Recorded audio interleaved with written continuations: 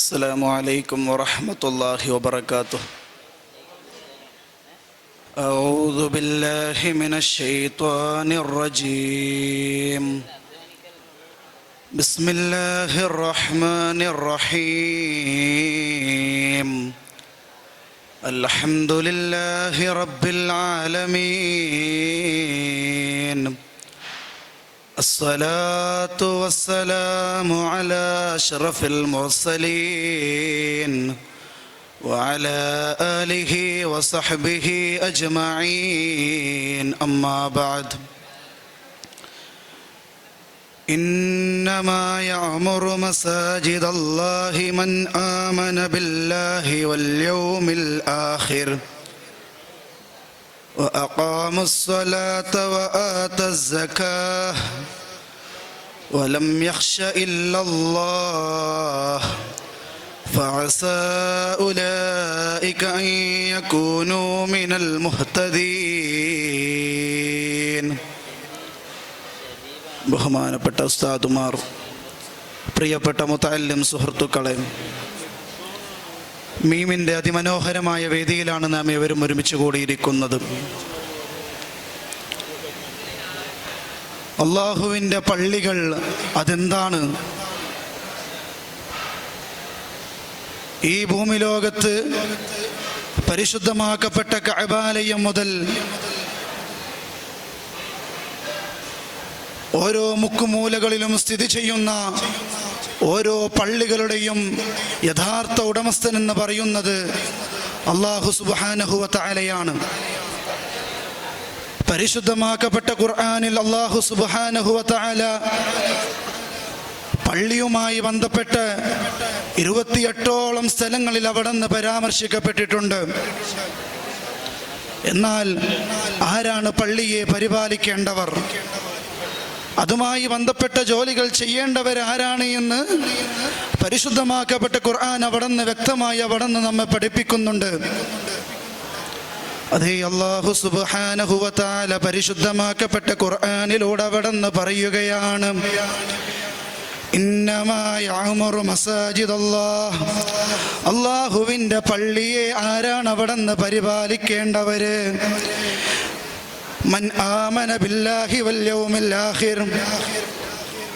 അതേ, അള്ളാഹുവിലും അന്ത്യദിനത്തിലും വിശ്വസിക്കുന്ന ആളുകളാണ് അള്ളാഹുവിൻ്റെ പള്ളിയെ പരിപാലിക്കേണ്ട യഥാർത്ഥ ആളുകൾ. അതല്ലാത്തവർക്ക് അതിനുള്ള അവസരങ്ങളില്ല. അതുപോലെ തന്നെ ആരാണ്? വഅഖാമുസ്സലാഹ്. നിസ്കാരം നിലനിർത്തുന്ന ആളുകളാണ്.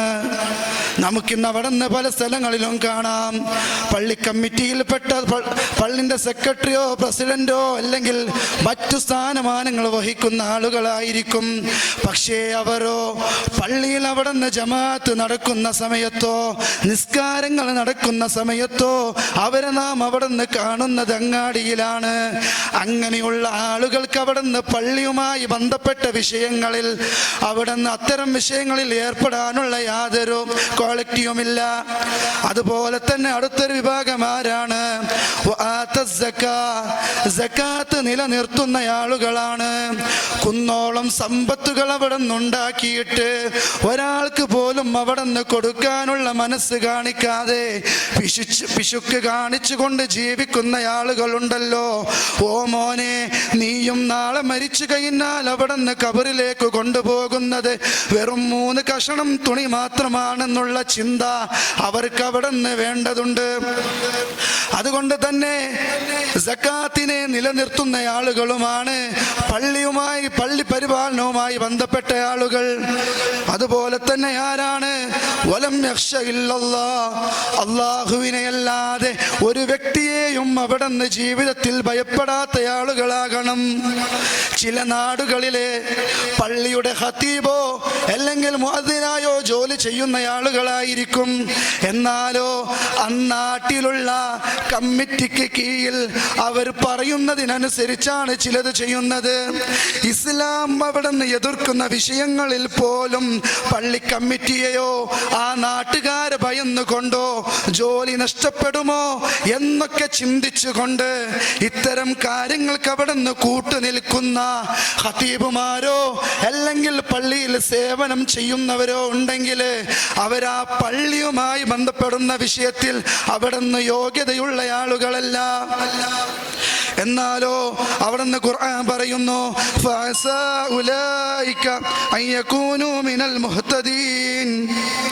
ഇത്തരം ആളുകൾ അതേ പള്ളിയുമായി ബന്ധപ്പെട്ടുകൊണ്ട് നല്ല നിലയ്ക്ക് ഈ വിഷയത്തിൽ ഏർപ്പെടുന്ന ആളുകൾക്ക് അവിടുന്ന് അള്ളാഹു നൽകുന്ന പ്രതിഫലം പരിശുദ്ധമാക്കപ്പെട്ട സ്വർഗമാണ്.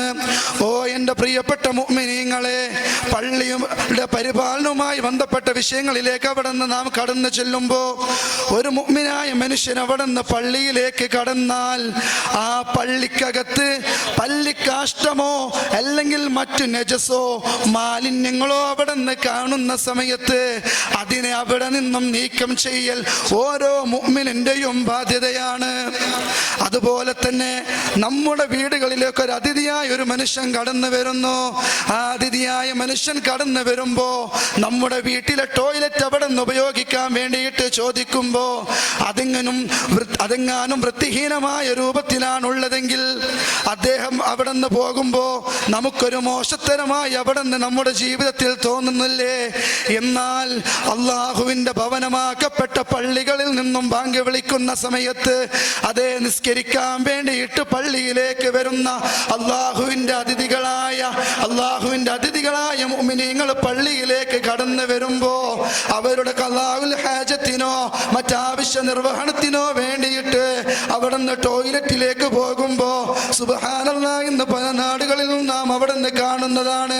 വളരെ നീചമായ രൂപത്തിൽ, വൃത്തിയില്ലാത്ത രൂപത്തിൽ, ജനങ്ങൾ അവിടുന്ന് വെറുക്കുന്ന രൂപത്തിലുള്ള ചുറ്റുപാടാണ് അവിടുന്ന് കാണുന്നത്. എന്നാൽ ഇതുമായി ബന്ധപ്പെട്ട് ജോലി ചെയ്യുന്ന ആളുകൾ, ഇതിലൂടെ അവിടുന്ന് ഇതിന് ഏൽപ്പിക്കപ്പെട്ട ആളുകൾ ഇത്തരം വിഷയങ്ങൾ അവിടുന്ന് ശ്രദ്ധിച്ചില്ല എങ്കിൽ അവിടുന്ന് നാളെ റബ്ബിന്റെ കോടതിയിൽ വെച്ചുകൊണ്ട് നാം ഇതിനൊക്കെ അവിടുന്ന് ഉത്തരം നൽകേണ്ടി വരും. അതുപോലെ തന്നെ ഇത്തരം ജോലികളിൽ ഏർപ്പെടുന്ന ആളുകളോട് അതെ ചില സ്ഥലങ്ങൾ നമുക്ക് ചില ആളുകളെ കാണാം, പള്ളിയുടെ ഹൗദും കരയും മറ്റും വൃത്തി ചെയ്യുന്ന ആളുകൾ, അല്ലെങ്കിൽ അവിടെയുള്ള ടോയ്ലറ്റും മറ്റും ക്ലീൻ ചെയ്യുന്ന ആളുകൾ, അവരെ അവിടെ നിന്ന് നിസ്സാരമായ രൂപത്തിലാണ് അവിടെ നിന്ന് കാണുന്നത്. എന്നാൽ പള്ളിയുമായി ബന്ധപ്പെട്ടുകൊണ്ട് അവിടെ നിന്ന് ജോലി ചെയ്യുന്ന ആളുകൾക്ക് അല്ലാഹു സുബ്ഹാനഹു വ തആല നൽകുന്ന പ്രതിഫലം അവിടെ നിന്ന് വളരെ വലുതാണ്. അതുകൊണ്ട് തന്നെ നമ്മുടെ ജീവിതത്തിൽ എന്നും പള്ളിയുമായി ബന്ധപ്പെട്ടുകൊണ്ട് നാം അവിടെ നിന്ന് കിടക്കണം. നാളെ അർശിന്റെ തണൽ ലഭിക്കുന്ന ഒരു വിഭാഗമാണ് അവർ. അല്ലാഹു സുബ്ഹാനഹു വ തആല തർക്കാരിൽ നമ്മേവരെയും ഉൾപ്പെടുത്തുമാറാകട്ടെ. വാഖിറു ദഅവാനാ അൽഹംദുലില്ലാഹി റബ്ബിൽ ആലമീൻ. അസ്സലാമു അലൈക്കും വറഹ്മത്തുള്ളാഹി.